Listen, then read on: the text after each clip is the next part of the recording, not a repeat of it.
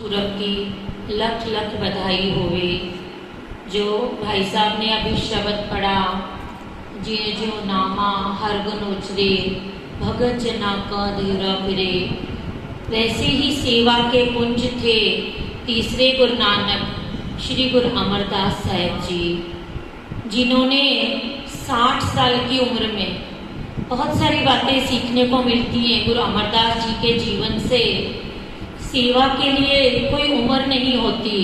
हम 40 साल में ही बूढ़े हो गए।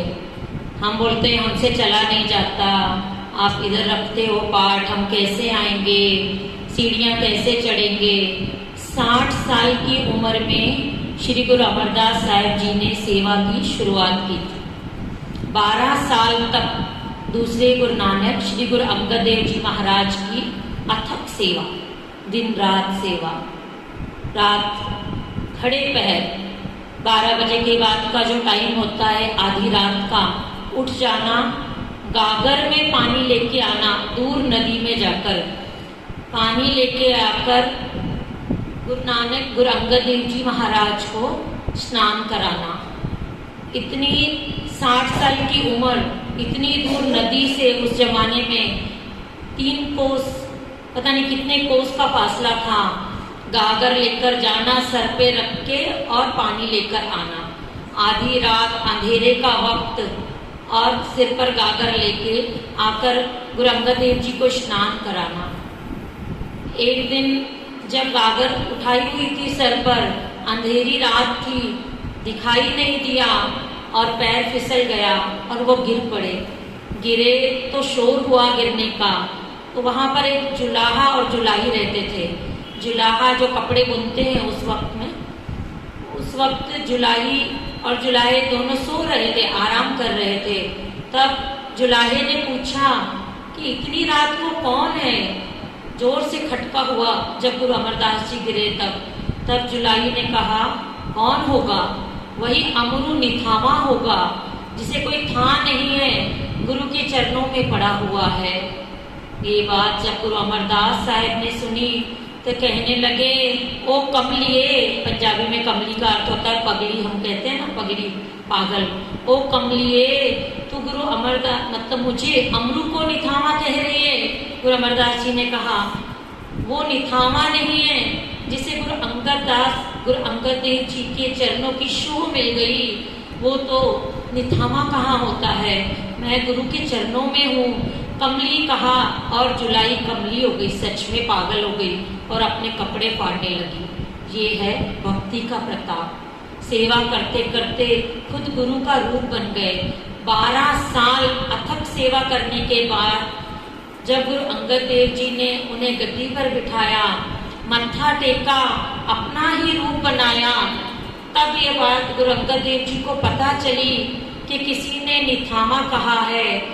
जब गुरु गद्दी दी थी ना, तब गुरु अंगद देव जी ने कहा था, गुरु अमरदास निथावों का थाव, गुरु अमरदास निमाणिया दा मान, गुरु अमरदास निताणिया दा तान। इतने वरदान दिए गुरु अमरदास, नियोटियां दी ओट, सब कुछ दे दिया इन वरदानों में। और जैसे जैसे वरदान देते जा रहे थे, वैसे वैसे गुरु अमरदास जी झुकते जा रहे थे।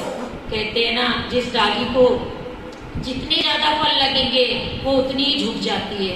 तो गुरु अमरदास जी के जीवन से सीखने को मिलता है, सेवा की कोई उम्र नहीं, निमाणे होके सेवा करनी है। कभी भी उन्होंने अपनी सेवा का घमंड नहीं किया, रश्क नहीं किया।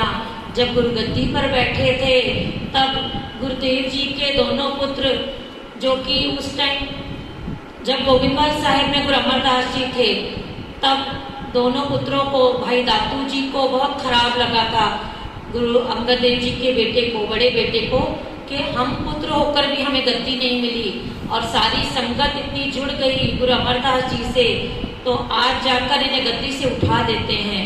तो गोविंदवाल साहिब में आए थे भाई दातू जी, और जब गुरु अमरदास जी गुरु गद्दी पर सुशोभित थे तब पैर मार दिया, जोर से लात मारकर उठा दिया था।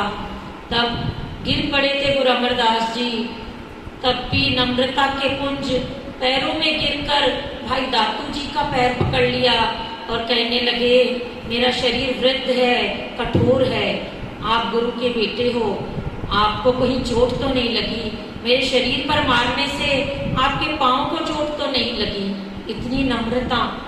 और जब पता चला कि गुरु के बेटों को ये गुरु गद्दी पर बैठना पसंद नहीं है, तो फिर से गोविंदवाल साहिब से चले गए और अपने गांव बासर में जाकर एक कमरे में बैठ के समाधि में लीन हो गए। तब भाई दातू जी गुरु गद्दी पर बैठे, लेकिन संगत को ये मंजूर नहीं था, क्योंकि संगत तो प्यार की भूखी है। साथ संगत जी, संगत ने देखा उन्हें कोई भी रसद नहीं आई, कोई भी गुरु घर से जुड़ा नहीं। तब भाई दातू जी ने जो कुछ गुरु अमरदास जी का पड़ा हुआ था सामान, वो सब उठाया और रात पैर वहां से निकल पड़े। तो रास्ते में वो भी चोरों ने लूट लिया, और जिस पैर से उन्होंने गुरु अमरदास जी को मारा था, वो पैर भी रोगी बन गया। तो गुरु घर में जो भी गुरु के प्यारों को तकलीफ देगा, तो उसका ये गुरु ने बताया कि उसे भी तकलीफ ही होने वाली है। तब संगत गुरु जी को खोजने लगी, गुरु जी नहीं मिले दूसरे दिन, तो भाई बुड्ढा जी के पास सब गए। भाई बुड्ढा जी जानते थे, लेकिन गुरु अमरदास जी ने बासर गांव में जाकर समाधि में लीन हुए। अगर अमृतसर में आप गए हो तो आज भी सन साहिब गुरुद्वारा है।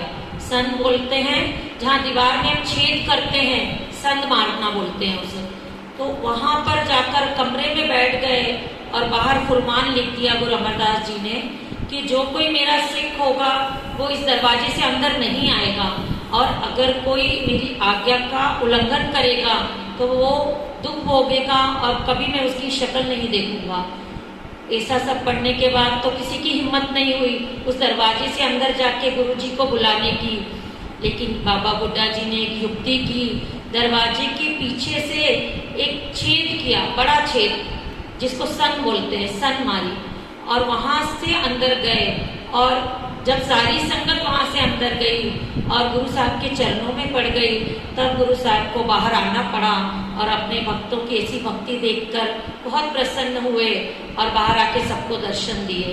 तो आज और उस स्थान को गुरु अमरदास जी ने वरदान दिया है, अमृतसर में है, आप कभी जाइए तो दर्शन कीजिएगा। सन साहिब गुरुद्वारा कहते हैं। वहां पर पीछे से एक बड़ा निशान सन बनी हुई है, और कितना भी तंदुरुस्त आदमी हो वो वहां से चला जाता है, अंदर जाता है। और गुरु साहब ने वरदान दिया उस स्थान को कि जो भी इस स्थान से आके अंदर दर्शन करेगा गुरु साहिब के, उसकी 84 कट जाएगी। ये वरदान है उस गुरुद्वारे को। आप लोग कभी जाइए अमृतसर में, सन साहिब गुरुद्वारा उसका नाम है। इस तरह गुरु अमरदास जी के जीवन के अनेक कौतुक हैं, अनेक। एक पैर से लाचार लंगड़ा रोज गुरु जी के लिए दही लेकर आया करता था, रोज सेवा करता था, नियम का पक्का था। तब उसे चौधरी जो था गांव का सहन नहीं करते, गुरु के प्यारों को कोई भी सहन नहीं करता। जहाँ गुरु की भक्ति होती है वहाँ एक नहीं 1000 निंदा बुराई करने वाले चालू हो जाते हैं। तो उसने कहा, अगर तेरे गुरु में इतनी शक्ति है जिसके लिए तू रोज दही लेकर जाता है, तो तेरा पैर क्यों नहीं ठीक करता हो? जा उसे कहना तेरा पैर ठीक करे। ऐसा कह के उसकी बैसाखी छीन ली। वो बेचारा रोने लगा। फिर बहुत देर बाद वो गुरु साहिब के दर्शन को आया उस दिन। तो गुरु साहब ने पूछा, आज तुम्हें देर क्यों हो गई दही लाने के लिए? तो कहने लगा, ऐसे ऐसे गांव के चौधरी ने मेरी बैसाखी छीन ली और मुझे कहने लगा कि आपका गुरु अगर इतना समर्थ है तो क्यों वो आपका पैर ठीक नहीं कर सकता? तब गुरु साहब ने उसे किसी मुसलमान के पास जो कि वैद्य था वहां भेज दिया और कहने लगे कि जा वो तेरा इलाज करेगा और ठीक करेगा। जब वो उसके पास आया तो उसे बड़ा गुस्सा आया कि गुरु साहब ने इसे मेरे पास क्यों भेजा है, मैं तो ये इलाज नहीं कर सकता। तो कहने लगा, भाग जा, नहीं तो तेरी दूसरी टांग भी तोड़ दूंगा। ऐसा करके डंडा उठाया। डंडा उठाते से सिख डर गया और भाग गया। जैसे ही भागा उसका पैर ठीक हो गया। तो गुरु साहब ने ये कौतुक रचा था, अपनी बढ़ियाई आपने ही ली। गुरु अमरदास जी ने अथक सेवा की, संगत की सेवा की, आधी पहर रात को उठकर समाधि में लीन होना, नित्यनेम करना, फिर संगत को दर्शन देना, और उसके बाद में 12 बजे के टाइम संगत के ही साथ पंगत में बैठ के प्रसादा छकना की एक मर्यादा सिखाई कि सभी ने एक ही पंगत में जाति पाति के भेदभाव को मिटाकर पंगत में लंगर छकना है। जो भी कोई आता था गुरु साहब दर्शन नहीं देते थे, पहले पंगत फिर संगत, फिर उसे कहते थे संगत में आने के लिए।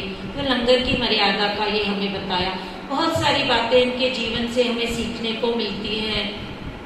जब भाई जेठा जी गुरु रामदास जी बने, जो बाद में आकर सेवा की, तब उन्हें अपने अंतिम समय में गुरु अमरदास जी ने गुरु गति सौंपी और परलोक को गमन किया। इस तरह गुरु नानक के तीसरे रूप गुरु अमरदास जी का जीवन है, जिन्होंने गोविंदपाल साहिब में संगत की सेवा की। हमें यही कुछ देखना है जीवन से। भाई साहब ने बताया नामदेव के बारे में, नामदेव के शब्द आपने सुना होगा, नामदेव की जीवनी। कौन थे भक्त नामदेव, जो पिछड़ी जात के थे, जिन्हें तब उस जमाने में खड़ा भी नहीं रहने दिया जाता था कि ये लोग जो अछूत हैं तो उन्हें मंदिर में कैसे जाने देंगे। लेकिन उसकी भक्ति इतनी थी, उसने कहा ठीक है, अगर पंडित मुझे मंदिर से निकाल देते हैं तो मंदिर के पीछे जाकर ही मैं अपनी चप्पलें उठाई और चप्पलों को मंजीरे बनाकर बजाने लगे। उसकी इतनी भक्ति देखी तो भगवान ने मंदिर में रहना पसंद नहीं किया, मंदिर का मुख ही नामदेव की तरफ हो गया, जो गुरुद्वारा आज भी है। नांदेड़ से शायद थोड़े 10-12 किलोमीटर दूर पर भक्त नामदेव का गुरुद्वारा भी है। तो इस तरह गुरु की भक्ति करने से खुद गुरु भक्त को अपना रूप कर लेता है। सुखमनी साहिब का बहुत महात्म है। साथ संगत जी जुड़ा करो, हफ्ते में एक बार अब ये उद्यम फिर से शुरू किया है हमने, तो कैसे भी करके गुरु संगत दरबार में 11 से 12 हर रविवार को हाजिरी भरा करो, ताकि हफ्ते में एक दिन पूरी संगत का लाभ लो। आपको इकट्ठा 20, 25, 30 जितनी संगत आएगी उतना सुखमनी साहिब का लाभ मिलेगा।